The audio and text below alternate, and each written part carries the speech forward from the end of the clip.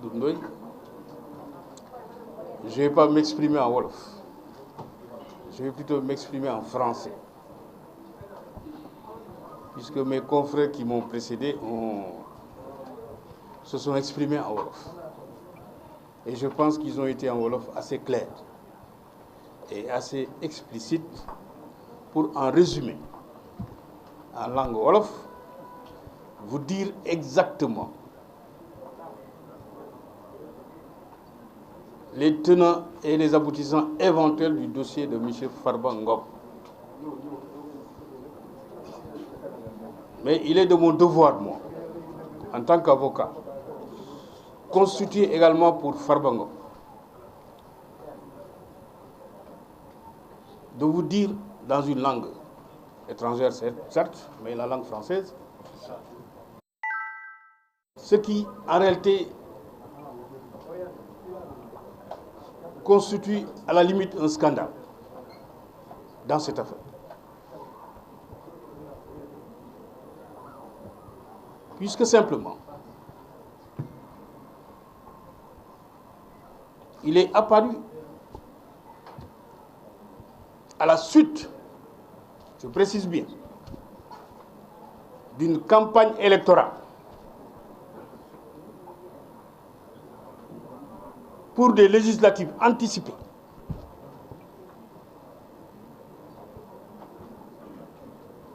que, au détour d'une tournée, que le président de PASTEF, M. Ousmane Sonko, dit clairement, arrivé à Agnam, que c'est la dernière campagne électorale à laquelle assistera M. Mohamed Ngom Di Farba.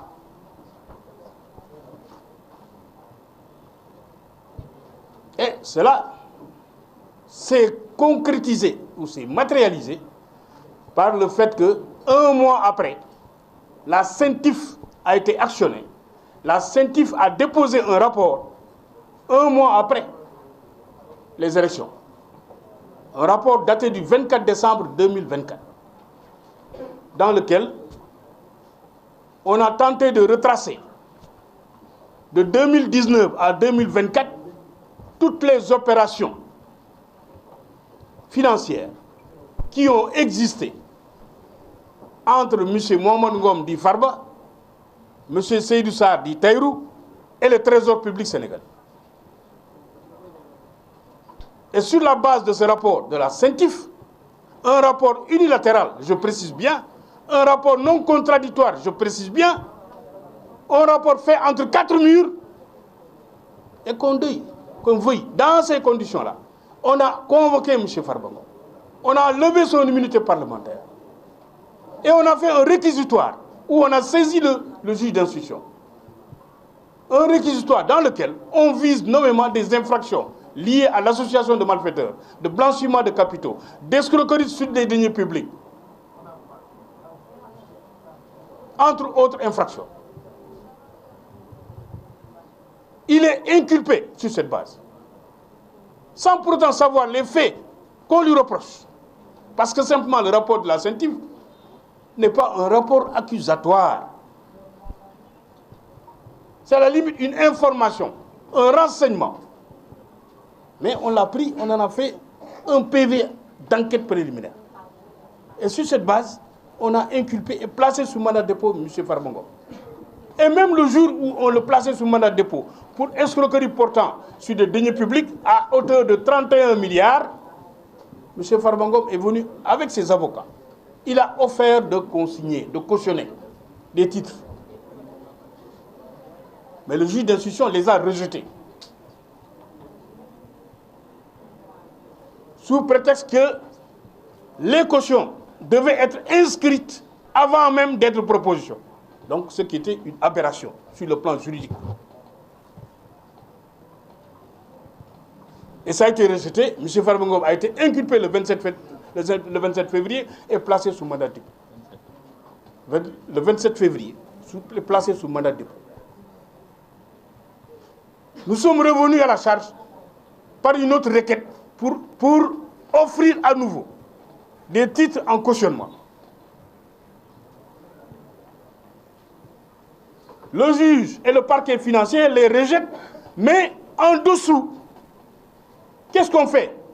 En dessous, on prend 10 titres fonciers au nom de Farba, on procède à la saisie de ces titres-là. C'est-à-dire Farba offre en cautionnement des titres fonciers, on nous dit non, non, non, vos titres-là ne sont pas valables. Mais en dessous, on prend une ordonnance.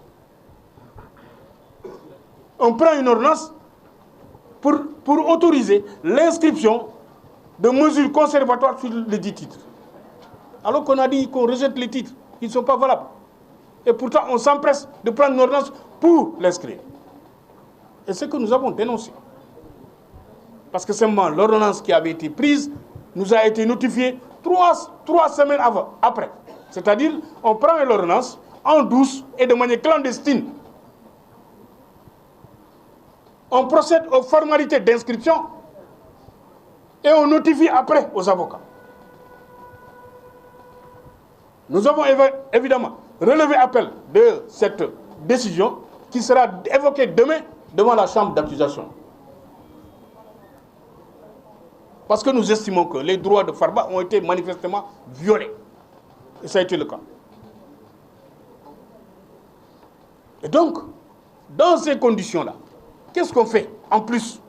C'est-à-dire, on veut prendre toute une famille, jeter toute une famille en prison. C'est ça. Humilier une famille, humilier une communauté. Parce qu'il ne reste plus qu'à prendre la commune de Agnam, en faire une prison à ciel ouvert. C'est-à-dire, comme la grande muraille de Chine, on prend Agnam, on y construit un mur et on met une seule porte de sortie et d'entrée. Parce que seulement, si on doit poursuivre ou suivre le parquet financier dans son réquisitoire, il a dit que tous les proches de Farba doivent se retrouver en prison. Et vous avez vu actuellement, qui est en prison actuellement, en plus de Farba? Vous avez Demba Ngom, qui lui n'est même pas visé dans le rapport de la CENTIF. Il n'est même pas visé dans le réquisitoire. Qui était venu, qui est à l'extérieur, qui mène ses activités à l'extérieur, et qui est venu rendre visite à son frère. Mais on le prend, on le jette en prison, et comble d'ironie, on le jette avec son tailleur qui a des problèmes de fin du mois. Donc toutes ces personnes-là se retrouvent en prison, parce que c'est des proches de Farba. Et actuellement, qui sont sur la sellette, actuellement c'est Biran et Ismaïla. Donc d'autres frères de Farba. Farba a dit, mais il reste plus qu'à prendre ma propre mère et de la jeter en prison.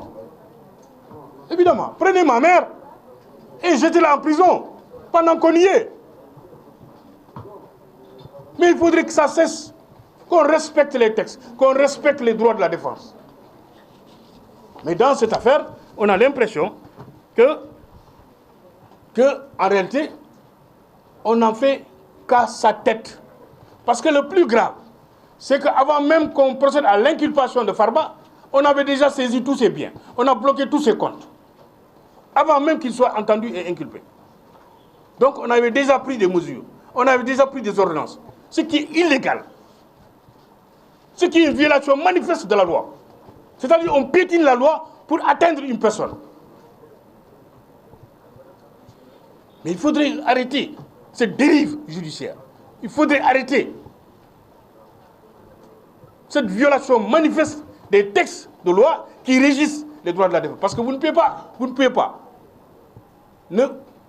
prendre des mesures sur les biens d'une personne que vous n'avez même pas encore entendu ou inculpé. Mais c'est ce que fait le juge d'instruction dans le dossier de Farba. Et c'est grave, c'est un scandale. C'est un scandale qu'il faut décrier. C'est un scandale qu'il faut, haut et fort, urbi et orbi, fustiger.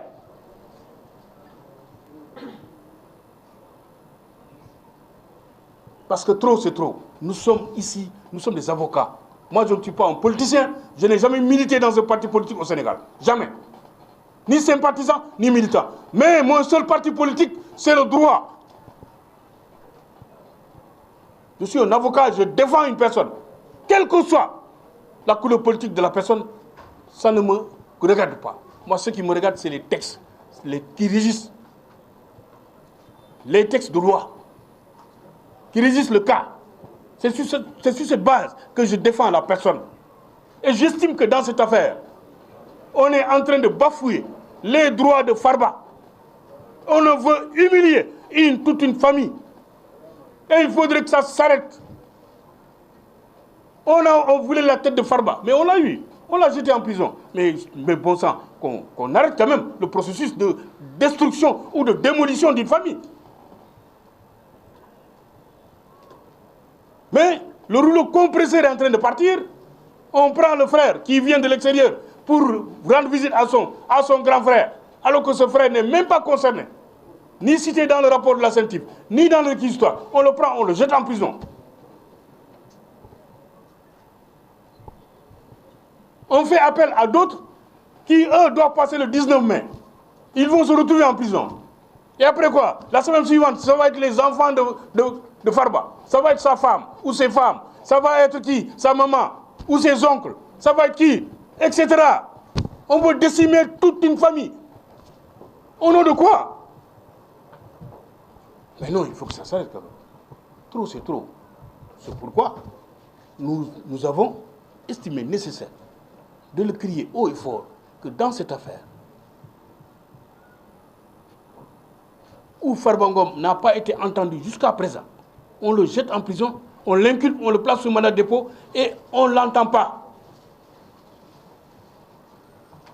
Parce qu'on sait que dans ce dossier-là, sans pour autant aller pour violer quel que soit, parce qu'il n'y a même pas d'acte d'instruction d'ailleurs.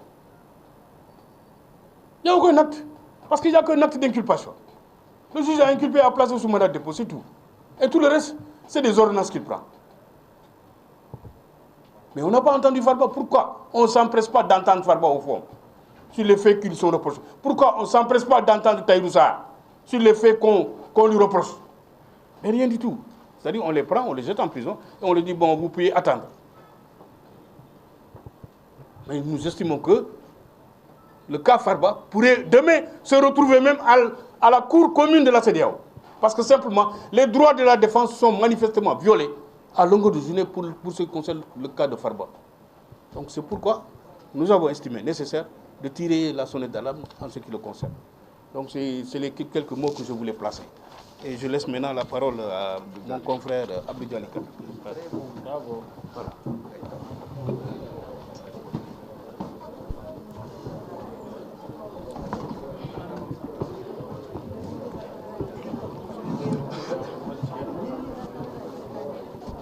Alors, à l'instar de mes